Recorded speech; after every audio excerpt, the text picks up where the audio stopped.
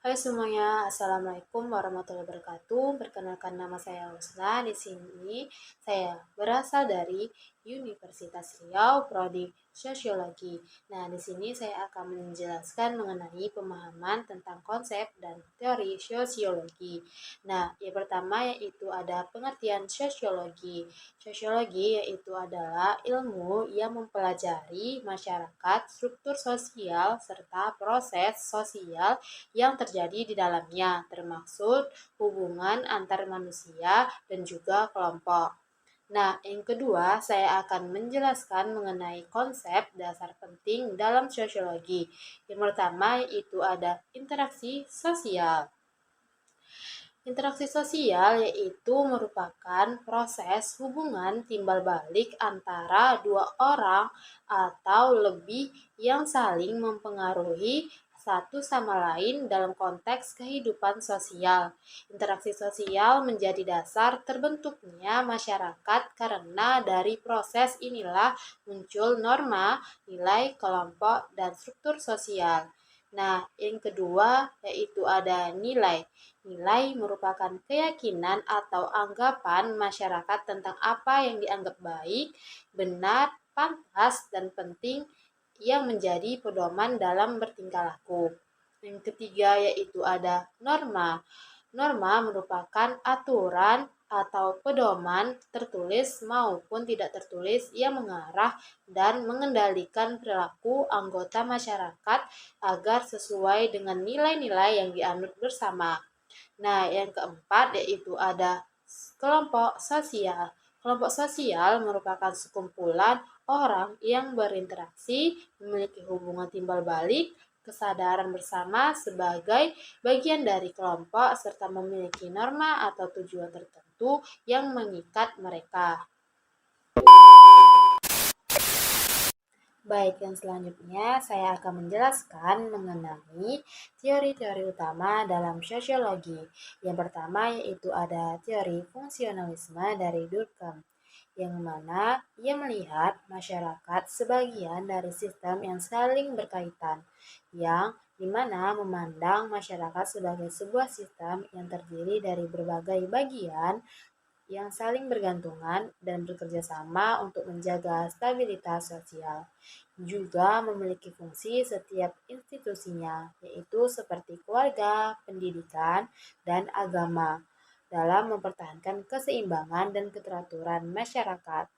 Yang kedua yaitu ada teori konflik dari Karl Marx, yang dimana teori tersebut berfokus pada pertentangan antara kelompok sosial untuk perubahan, lalu menekankan adanya pertentangan, ketidaksetaraan, dan perebutan kekuasaan antara kelompok-kelompok dalam masyarakat. Lalu bagaimana konflik ini dapat menghasilkan perubahan sosial, terutama yang berkaitan dengan ketidaksetaraan kelas, sumber daya, dan juga kekuasaan. Nah, yang selanjutnya, yang ketiga itu ada teori interaksi ionisme simbolik dari Maid Bloomer, yaitu teori tersebut berfokus pada interaksi sosial di tingkat mikro dan bagaimana individu dapat menciptakan dan menafsirkan makna melalui simbol dan juga bahasa. Lalu bagaimana makna dari sebuah tindakan atau objek ditentukan oleh interaksi sosial dan bagaimana makna tersebut mempengaruhi perilaku individu dan pembentukan realitas sosial.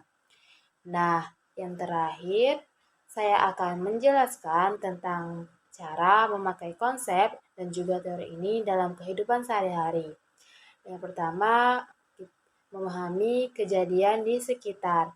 Konsep seperti norma, nilai, dan peran sosial dipakai untuk melihat apa yang benar dan salah dalam masyarakat. Nah, yang kedua itu menjelaskan penyebab masalah. Teori tersebut dapat membantu mengetahui mengapa sesuatu terjadi, yaitu contohnya seperti teori konflik. Dia menjelaskan kenapa ada kesenjangan sosial. Yang selanjutnya, yang ketiga itu membantu mengambil keputusan. Konsep dan teori dapat membantu kita lebih bijak dalam bertindak. Contohnya seperti mengerti peran sosial, lebih bertanggung jawab sebagai siswa, anak, dan juga teman. Yang keempat yaitu ada menumbuhkan toleransi, yang dimana kita dapat paham bahwa setiap orang punya latar sosial berbeda sehingga lebih mudah menghargai orang lain. Yang kelima itu memecahkan masalah sosial, yang dimana sosiologi melihat masalah dari sisi lingkungan untuk menyalahkan individu saja. Contohnya seperti kenakalan remaja dikaitkan dengan pergaulan atau lingkungan. Nah, segitu saja yang dapat saya jelaskan. Jika ada kata-kata yang salah, saya mohon maaf.